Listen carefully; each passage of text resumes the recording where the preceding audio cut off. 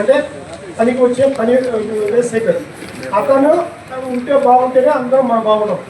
మనం ఆ కుటుంబాలకు కనీసం 100 రోజులు పని కల్పించాలా, దాని మీద ఫోకస్ చేయాలి. 2, మనకిచ్చే అసెట్స్ పర్మనెంట్గా వాళ్ళకు మనం పనితో పాటు అసెట్స్ కూడా క్రియేట్ చేయాలి. అసెట్స్లో మనం ఏం చేస్తున్నాము, హార్టికల్చర్ ఇస్తున్నాము, అలాగే రోడ్స్ ఇస్తున్నాము, బిల్డింగ్స్ ఇస్తున్నాము. రోడ్స్ బిల్డింగ్స్ ఓకే, కానీ రైతుకి ఇచ్చేటువంటి ఈ శాశ్వత ఉపాధి అవకాశాలు వాటికి లాంటివి రైతులు కూడా మోటివేట్ చేసి అవన్నీ కూడా పూర్తి స్థాయిలో వాళ్ళు బతికించుకొని యాక్చువల్ ఆదాయం వచ్చేట్టుగా మనం చేయాలి.